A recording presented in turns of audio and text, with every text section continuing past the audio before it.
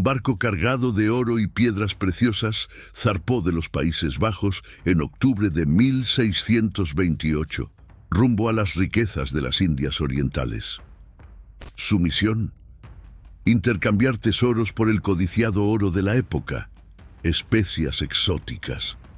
Pero este viaje, que prometía fortuna y gloria, ocultaba algo mucho más oscuro. Tormentas, traiciones y un plan maquiavélico convertirían al Batavia en el escenario de uno de los episodios más impactantes de la historia marítima. ¿Qué ocurrió realmente en el corazón del Océano Índico? Cómo un barco lleno de esperanzas se transformó en un símbolo de terror y desesperación. Lo que estás a punto de descubrir no es solo una historia de naufragio, sino un retrato crudo de la oscuridad humana.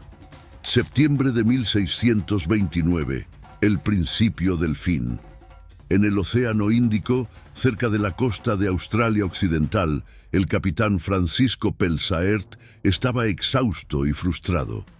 Durante casi un mes, él y su tripulación buscaron sin éxito una isla específica entre un archipiélago de 122. Esta cadena de islas, conocida como Houtman Abrolhos, estaba compuesta en su mayoría por pequeñas franjas de arena apenas visibles en el horizonte. Francisco necesitaba encontrar la famosa isla Beacon, pero la navegación de la época era limitada. Sin equipos precisos, navegaban usando estimaciones rudimentarias que a menudo resultaban en errores fatales. El problema: un pequeño error al principio podía desviar el barco cientos de kilómetros. Esa falla fue precisamente lo que puso a Francisco en apuros. Tras semanas de búsqueda infructuosa, el Saardam navegaba prácticamente a ciegas, repitiendo pasajes por áreas donde creían que estaba la isla. Pero lo único que veían era el vasto océano. Hasta que un día, algo diferente apareció en el horizonte. Una fina columna de humo ascendía desde una isla. El barco avanzó hasta donde fue posible y echó anclas. Una barca de remos fue enviada a la costa, pero al llegar, Francisco y su tripulación no encontraron a nadie. El humo que habían visto tampoco tenía una fuente clara. Cuando estaban a punto de regresar, avistaron otra pequeña barca que remaba frenéticamente hacia ellos. Dentro, 4 hombres remaban con desesperación. Al llegar a la playa, uno de ellos saltó al agua y corrió hacia Francisco, gritando palabras incomprensibles. Cuando finalmente logró hacerse entender, lo que relató hizo que el capitán volviera corriendo al Saardam con el corazón desbocado. Un viaje lleno de tensiones. Casi un año antes, en octubre de 1628, Francisco lideró una flota de 8 barcos que zarpó de la isla de Texel, en los Países Bajos, hacia el sur de África. Esta flota pertenecía a la poderosa Compañía Neerlandesa de las Indias Orientales, BOSE, cuya principal misión era asegurar el lucrativo comercio de especias en las Indias Orientales. El destino final era Batavia, la actual Yakarta, en Indonesia, y el buque insignia de la flota, también llamado Batavia, transportaba a más de 300 personas. Entre ellas, soldados, tripulantes, pasajeros ricos y sus familias, además de 12 baúles repletos de oro, plata y piedras preciosas. El Batavia no era un barco de guerra, sino un robusto carguero de 150 pies, equipado con 24 cañones para defenderse de piratas. Había sido recién construido y diseñado para atravesar las traicioneras aguas del Océano Índico, una ruta conocida tanto por sus tormentas como por la dificultad de navegar contra vientos fuertes. A pesar de los peligros, los holandeses dominaban el comercio de especias en el siglo XVII y las flotas de la BOC cruzaban esas aguas con frecuencia, aunque siempre conscientes de los riesgos. Sin embargo, desde el principio, el viaje del Batavia enfrentó problemas. Aún en el Mar del Norte, tormentas violentas separaron a los barcos de la flota, dejando solo 3 que continuaron juntos. Incluso con la experiencia de Francisco, la travesía perdió gran parte de su capacidad logística. Además, la política interna de la BOC causaba tensiones. El buque insignia tenía 2 capitanes. Francisco era el comandante de la flota, pero el barco también estaba bajo el mando de Ariaen Jacobs, el capitán técnico de la embarcación. Esta división de poder generaba un conflicto constante entre ambos, que se intensificaría a medida que avanzaba el viaje.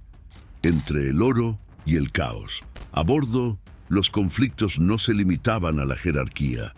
La tensión crecía mientras las semanas en alta mar ponían a prueba la paciencia de la tripulación y los pasajeros. Aunque el destino final prometía riquezas y especias, el camino hasta allí estaba lleno de peligros, algunos visibles, como las aguas traicioneras, y otros invisibles, pero aún más amenazadores. Lo que Francisco no sabía era que el verdadero peligro se encontraba entre los hombres que lo acompañaban. Conflictos que comenzaron como pequeñas tensiones se transformarían en un plan mortal, donde el control del barco se convertiría en una cuestión de vida o muerte.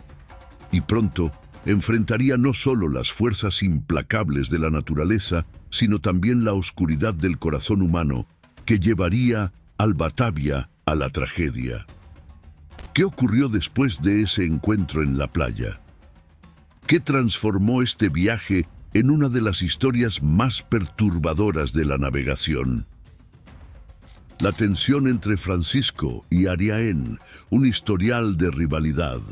La relación entre Francisco Pelsaert y Ariaen Jacobs ya era complicada antes de este viaje. 2 años antes, durante una misión similar, Ariaen se emborrachó gravemente y comenzó a insultar a Francisco frente a otros tripulantes, desafiando su autoridad públicamente. Para Francisco, aquello era inaceptable. Comprometer su reputación ante la tripulación no era algo que pasaría por alto.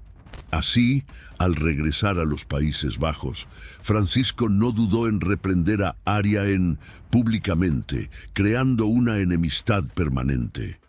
Ahora, ambos estaban obligados a trabajar juntos nuevamente, llevando la flota reducida a Indonesia. Pero la desconfianza mutua persistía, y en el caso de Francisco estaba más que justificada. Lo que no sabía era que Ariaen conspiraba en secreto para un motín. Su aliado en esta trama, Hieronymus Cornelis, un oficial menor de la BOG con intenciones siniestras.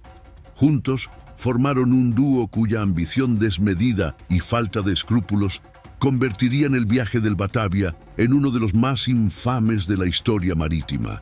Hieronymus, el conspirador con un plan oscuro. Hieronymus no era marinero, pero su posición en la BOS le otorgaba suficiente autoridad para ser la mano derecha de Ariaen. La verdadera razón por la que estaba a bordo del Batavia está envuelta en misterio, aunque se rumorea que se unió al viaje para escapar de la prisión debido a sus creencias religiosas consideradas heréticas. Hieronymus, con ideas heréticas y ambiciones peligrosas, vio en el motín la oportunidad de convertirse en un déspota en una colonia aislada. Esta asociación le costó caro al artista, quien fue encarcelado por herejía, y Hieronymus parecía admirarlo aún más por ello. Estas ideas no solo moldearon sus creencias, sino que también alimentaron ambiciones peligrosas. Hieronymus veía en el motín una oportunidad para tomar el control del barco y fundar una colonia en algún lugar remoto, donde podría gobernar como un déspota. Decidido, comenzó a identificar y reclutar tripulantes que compartieran sus ideas, formando un núcleo de amotinados dispuestos a seguirlo. Un plan maligno en acción. La conspiración era más que solo tomar el control del barco. Para desencadenar el motín, Hieronymus y Ariaen planearon crear un clima de insatisfacción y rebelión a bordo. El plan involucraba un ataque intencional a una de las mujeres casadas más ricas a bordo, con el objetivo de generar un escándalo. La idea era que Francisco manejara el caso de forma severa, lo que ayudaría a Ariaén y Hieronymus a convencer a la tripulación de que el capitán era injusto y autoritario. La oportunidad surgió cuando el Batavia se detuvo en el Cabo de Buena Esperanza para reabastecerse. Tan pronto como el barco zarpó de nuevo, uno de los conspiradores bajó a la cubierta oscura y atacó a una mujer de 27 años escogida como víctima. Sin embargo, la oscuridad impidió que ella identificara a su agresor y el caso terminó siendo completamente abandonado. El plan fracasó, pero Francisco seguía sin percatarse de las intenciones de Ariaén y Hieronymus. Estaba más enfocado en celebrar que el Batavia había llegado al cabo un mes antes de lo previsto, un logro significativo para la misión. Tormentas, separación y un plan B. Después de semanas de calma y progreso, la buena suerte del Batavia finalmente se acabó.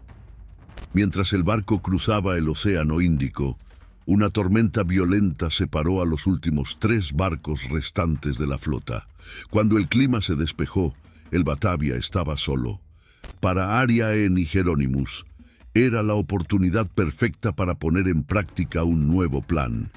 Esta vez, Ariaén tomó el control de la ruta de navegación y desvió deliberadamente el barco del curso correcto. Sin instrumentos precisos para medir la longitud y la latitud, Francisco no se dio cuenta de que estaban siendo llevados lejos de su destino. Entonces, en las primeras horas del 4 de junio de 1629, mientras el capitán dormía tranquilamente en su camarote, el Batavia chocó violentamente contra un arrecife. El impacto fue tremendo, sacudiendo a todos a bordo y marcando el inicio de una de las tragedias más perturbadoras de la historia marítima. El choque, acompañado por el sonido estruendoso de la madera al romperse y los gritos de pánico, marcó el inicio de una pesadilla que pocos podrían describir con palabras. ¿Qué sucedió después? Con el barco atrapado en los arrecifes y el liderazgo dividido, la tensión a bordo se transformaría en caos absoluto. La tragedia que estaba por venir revelaría el verdadero alcance de la crueldad humana. Un plan que se descarriló. La destrucción del Batavia no formaba parte del plan de Ariaén Jacobs y Hieronymus Cornelis. La intención al desviar el curso del barco era minar la autoridad de Francisco Pelsaert, presentándolo como un comandante incompetente o ganar tiempo para elaborar un esquema más efectivo. Sin embargo, Ariaén cometió un error de cálculo al trazar la nueva ruta, llevando al Batavia directamente hacia Morning Reef, un arrecife traicionero en las aguas de las islas Houtman-Abrolhos, frente a la costa occidental de Australia. El impacto fue devastador.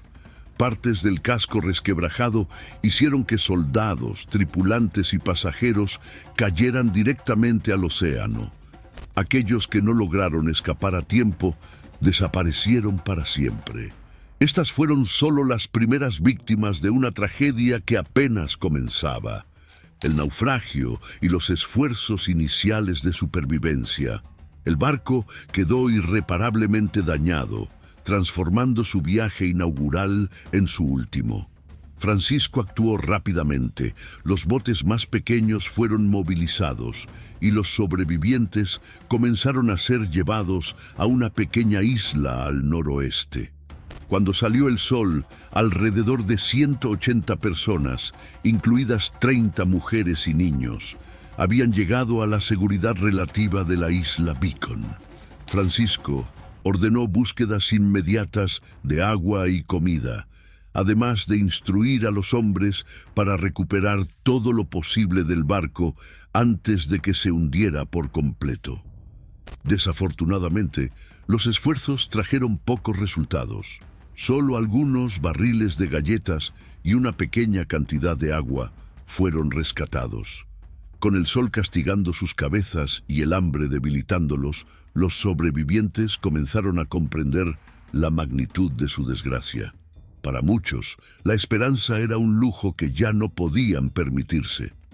Se estima que entre 30 y 50 personas murieron durante el naufragio, pero incluso para los sobrevivientes, la situación era desesperada. No había recursos suficientes para sustentar a casi 300 personas. Además, la isla Beacon era poco más que un afloramiento de arena y arbustos, con una extensión de aproximadamente 13 acres. La isla, como gran parte de la cadena de 122 islas de las Houtman Abrolhos, era árida, carente de recursos básicos y se encontraba a más de 80 kilómetros de la costa australiana. La decisión de buscar ayuda, con los sobrevivientes enfrentando la inminente perspectiva de hambre y sed, Francisco sabía que debía actuar rápidamente. Ideó un plan desesperado junto a sus oficiales superiores, usar uno de los botes largos del Batavia para intentar alcanzar la costa australiana y verificar si allí había mejores condiciones para la supervivencia. La noche siguiente, 48 personas, incluido Ariaén, subieron al pequeño bote junto a Francisco. Partieron hacia el continente australiano, navegando por el Océano Índico. El viaje en sí fue relativamente tranquilo, pero al llegar al continente, las esperanzas se desvanecieron rápidamente. Después de horas de búsqueda, quedó claro que el área donde desembarcaron no ofrecía ninguna ventaja significativa en términos de recursos. Francisco ahora enfrentaba un dilema crítico.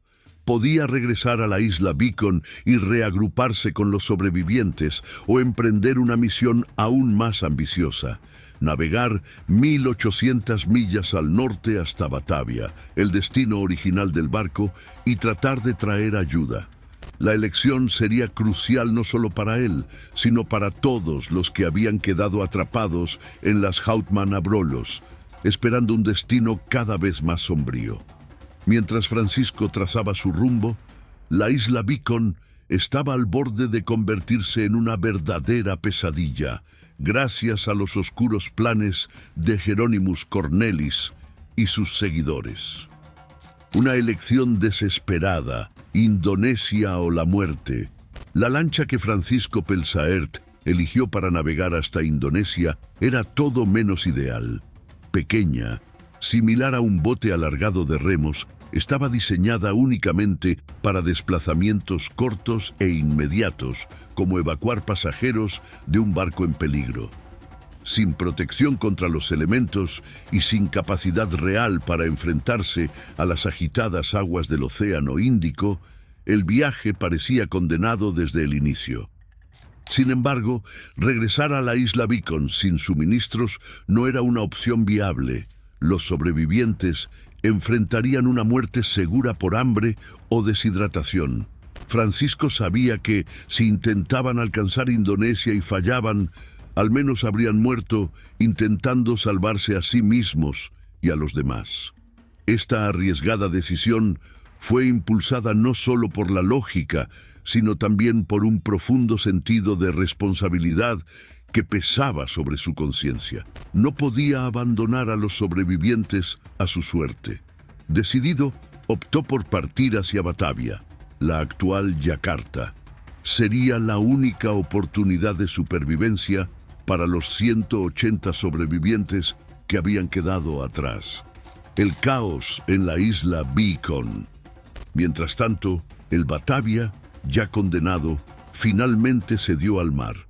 Días después del naufragio inicial, el barco se partió por completo, hundiéndose y llevándose consigo a 40 vidas más. El desastre solo incrementó el desespero de quienes permanecían en la isla Beacon. Muchos comenzaron a creer que Francisco los había abandonado, ya que no mencionó la posibilidad de navegar hacia Indonesia al partir. Temerosos y resentidos, los sobrevivientes quedaron a merced del caos. Fue en este clima de incertidumbre que Hieronymus Cornelis vio una oportunidad. sugirió que se eligiera un nuevo líder para comandar a los sobrevivientes. Con su discurso persuasivo y un carisma inquietante, Hieronymus manipuló rápidamente la situación a su favor, transformando la fragilidad emocional de los sobrevivientes en un instrumento de control. Cuando se llevó a cabo la votación, Hieronymus, carismático y manipulador, fue elegido. Desde ese momento, el destino de todos en la isla comenzó a convertirse en una pesadilla. El ascenso de Hieronymus. Con el poder en sus manos, Hieronymus reveló su verdadera naturaleza. Ordenó de inmediato que se confiscaran todas las armas, alimentos, botes y balsas, consolidando así su control sobre los recursos y los sobrevivientes. Sabiendo que él y sus amotinados eran numéricamente inferiores, Hieronymus decidió reducir drásticamente el número de personas en la isla. Su plan comenzó con la división estratégica de los sobrevivientes. Envió a 45 hombres, mujeres y jóvenes ayudantes a la isla Seal, situada a aproximadamente 1 kilómetro de distancia. Oficialmente, la misión consistía en buscar recursos, pero en realidad, Hieronymus no tenía intención de rescatarlos. Aquellos enviados estaban condenados a morir de hambre o sed. Después, convenció a los soldados, liderados por Wiebe Hayes, de navegar hasta la isla West Wallaby a unos 9 kilómetros de distancia para buscar agua dulce. En caso de encontrar algo, debían señalar con humo. Sin embargo, el verdadero plan de Hieronymus era enviar hombres armados tan pronto como se avistaran las señales, eliminando a los soldados desarmados. Un reinado de terror. A medida que pasaban los días, Hieronymus y sus hombres extendieron el terror. Los sobrevivientes eran enviados a misiones en islas cercanas, pero pronto esto se transformó en ejecuciones directas. El horror se propagaba mientras Hieronymus consolidaba su dominio, convirtiendo el archipiélago en un verdadero campo de exterminio. Muchos eran llevados al océano y simplemente empujados hacia la muerte. En la isla Beacon, Hieronymus abandonó finalmente toda pretensión de ser un líder justo. Su comportamiento se volvió cada vez más errático, como si hubiera sido consumido por un delirio de poder y violencia. Para los sobrevivientes, él era más peligroso que las traicioneras aguas que los rodeaban. Comenzó a decidir arbitrariamente quién vivía y quién moría. Los más débiles, enfermos, ancianos o heridos, eran eliminados primero. Esposas que viajaban para reunirse con sus esposos se convirtieron en propiedad de Hieronymus, sometidas a sus deseos. Las noches trajeron nuevos horrores, ataques furtivos liderados por sus hombres. Sobrevivientes fuertes eran asesinados mientras dormían, debilitando aún más cualquier posibilidad de resistencia. El plan final. Cada día, Hieronymus se consolidaba como un déspota cruel. Había transformado la isla Beacon en un escenario de carnicería y sufrimiento. Su reinado parecía imbatible, pero una chispa de esperanza permanecía viva. Los soldados liderados por Wiebe Hayes en la isla West Wallaby aún no lo sabían, pero estaban destinados a convertirse en la última línea de resistencia contra Hieronymus y sus hombres. Mientras tanto, Francisco navegaba desesperadamente hacia Indonesia sin saber la magnitud del caos que había dejado atrás. La lucha por la supervivencia estaba lejos de terminar, y la tragedia del Batavia apenas comenzaba a revelar sus capas más oscuras. El reinado de terror alcanza su punto máximo mientras consolidaba su poder. Hieronymus Cornelis intensificaba su crueldad. Ordenaba a sus hombres que irrumpieran en los campamentos y asesinaran a los sobrevivientes mientras dormían. Durante este oscuro periodo ocurrieron al menos 2 entierros masivos, uno de ellos con una familia completa, incluidas 6 niñas y niños.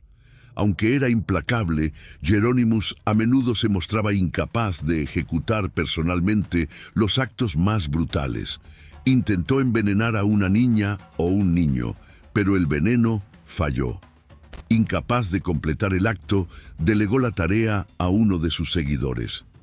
Geronimus supervisaba obsesivamente a los grupos enviados a otras islas.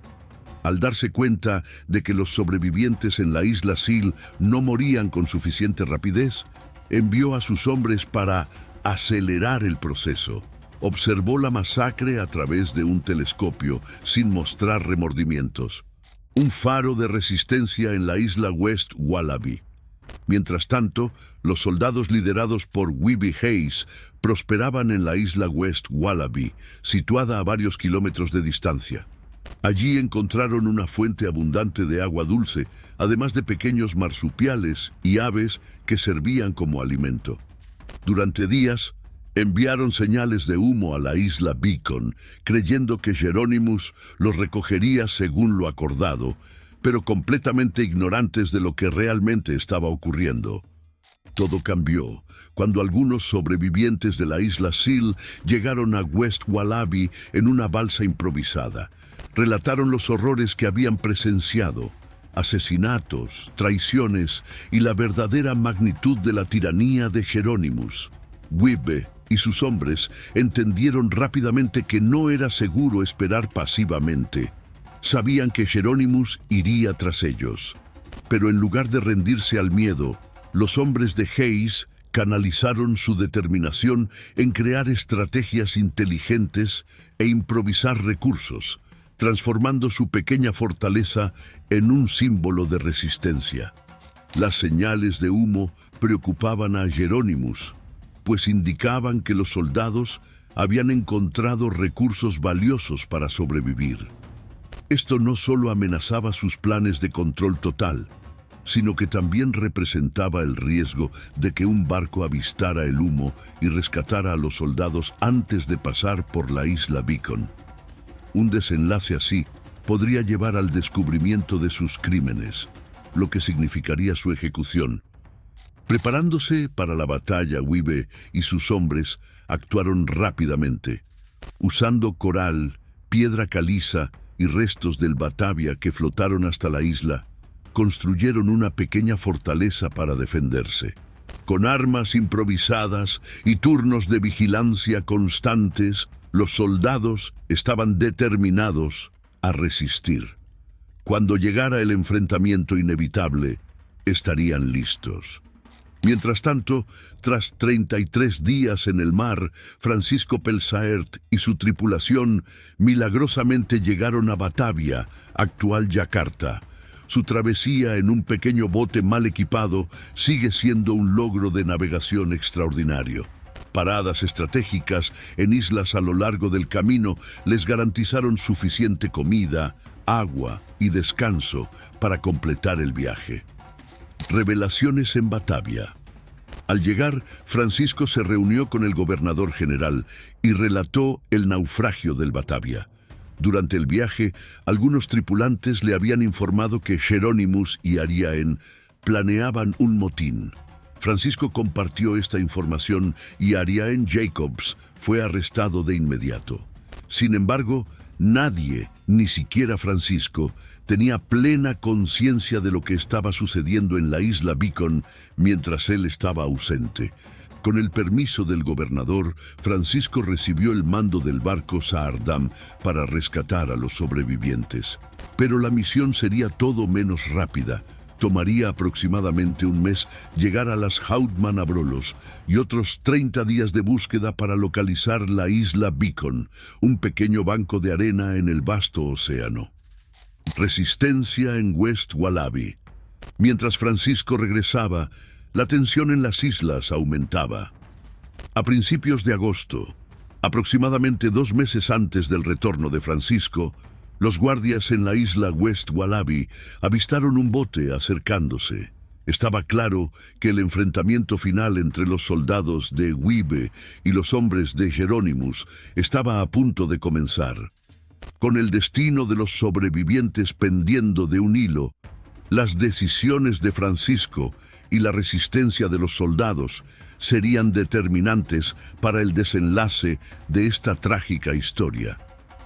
El enfrentamiento final, los soldados de Wibe contra los hombres de Hieronymus Cornelis, subestimando a los soldados de Wibe Hayes, envió un pequeño grupo para atacarlos en la isla West Wallaby, confiando en la suposición de que estaban desarmados.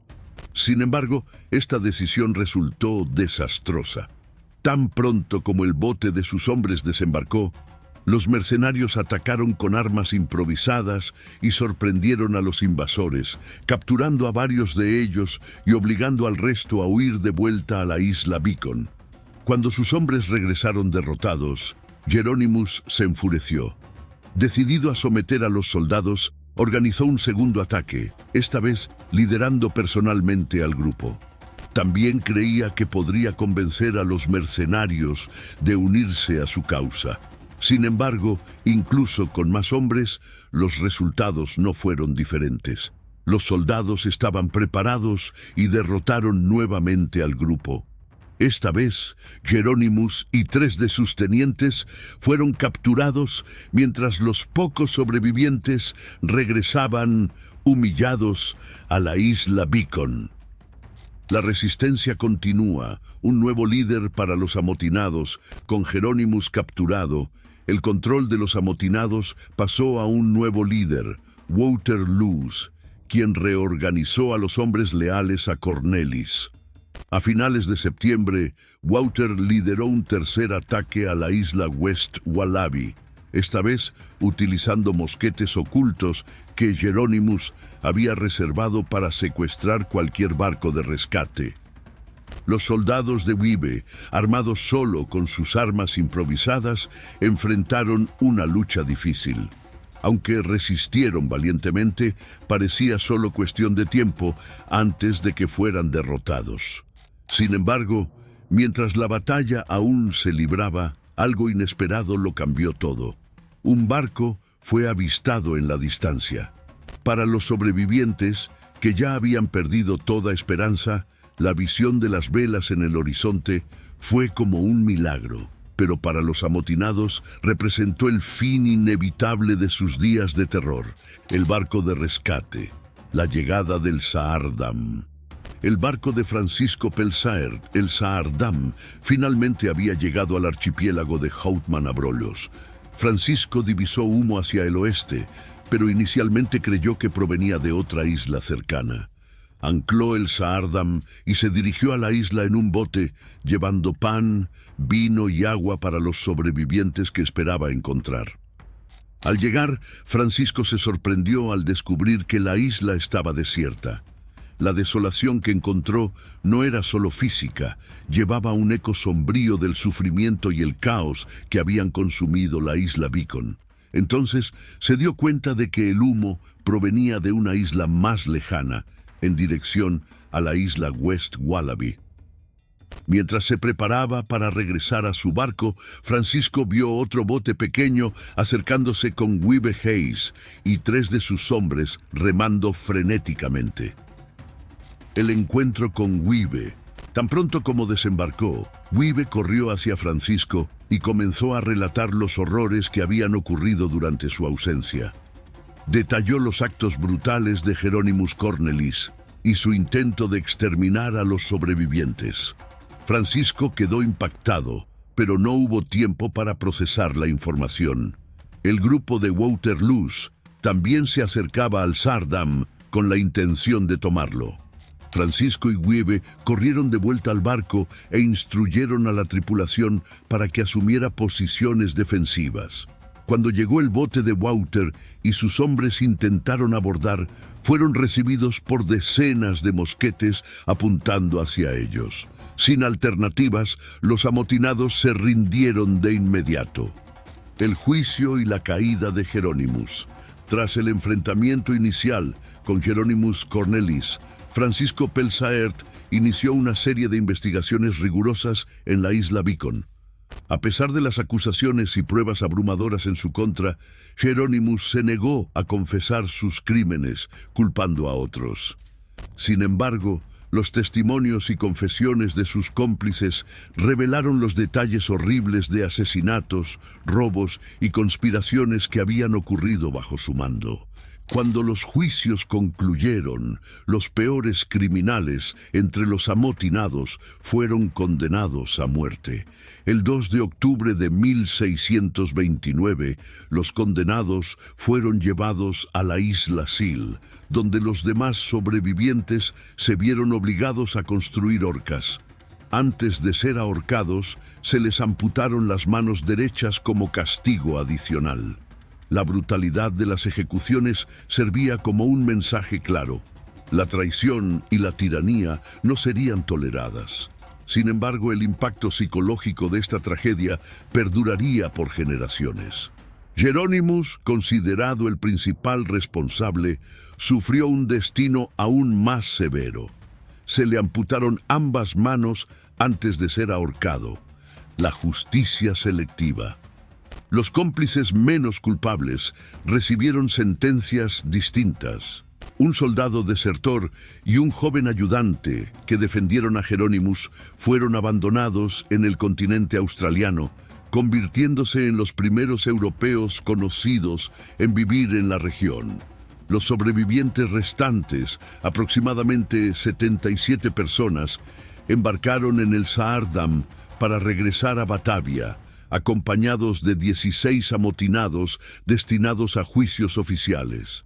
Sin embargo, 5 de estos hombres no llegaron a su destino, ya que fueron severamente castigados a bordo. Fueron azotados, arrastrados bajo el casco del barco, quilla, o arrojados desde lo alto del mástil directo al mar, como parte de su ejecución. El destino de Waterloo y Ariaen Jacobs.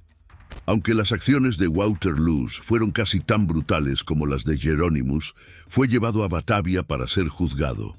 Su sentencia fue la más severa de todas: muerte en la rueda, un castigo brutal donde los condenados eran mutilados y atados a una rueda mientras eran sometidos a más violencia hasta ser quemados vivos. Si un condenado caía de la rueda, se consideraba un signo divino de misericordia, pero Wouter permaneció atado hasta el final. Ariaen Jacobs, aunque acusado de conspirar con Jerónimos, nunca confesó. Ante la falta de pruebas concretas, fue perdonado de la ejecución, pero sufrió castigos corporales severos, héroes, ruinas y legados. Wiebe Hayes fue reconocido como un héroe por su resistencia contra los amotinados y por capturar a Jerónimos. Fue promovido a un puesto militar más alto y homenajeado con su nombre no oficial asociado a la isla West Wallaby. Hoy, una estatua de Wiebe se encuentra en la costa de Australia Occidental y los restos de la fortaleza que construyó en la isla aún permanecen. Estos vestigios, además de los artefactos recuperados del Batavia, no solo cuentan la historia de una tragedia, sino también celebran la resiliencia y la lucha por la supervivencia en medio de la desesperación. Esta estructura es considerada la construcción europea más antigua en Australia. El triste final de Francisco Pelsaert. A pesar de su esfuerzo por rescatar a los sobrevivientes y restaurar el orden, Francisco no escapó de las críticas. Las autoridades de Batavia lo acusaron de fallos de liderazgo que contribuyeron a la tragedia. Fue formalmente reprendido, perdió todos sus bienes y vio su reputación destruida. Francisco murió menos de un año después de regresar a Batavia, víctima de una enfermedad no especificada. El impacto del naufragio del Batavia. De los 322 a 341 pasajeros y tripulantes que partieron en octubre de 1628, solo 122 llegaron a Batavia. Se estima que Jerónimos Cornelis fue directamente responsable de 109 muertes, aunque algunas fuentes indican cifras aún más altas. Otros sucumbieron al naufragio, el hambre o enfermedades. Los restos del Batavia permanecieron olvidados hasta que fueron descubiertos en 1963. Hoy, la historia del Batavia es un recordatorio sombrío de lo que la codicia, la traición y la desesperación pueden causar, pero también Es un homenaje al espíritu humano de resistencia que, incluso en medio del caos, luchó por la justicia y la supervivencia. La tragedia del Batavia trascendió su época, ofreciendo lecciones sobre la naturaleza humana, los extremos de la supervivencia y los peligros de un liderazgo malintencionado. Hoy, partes del barco, incluido el arco, están preservadas en el Museo de Australia Occidental, ofreciendo una visión de la tragedia que marcó la historia de la navegación marítima.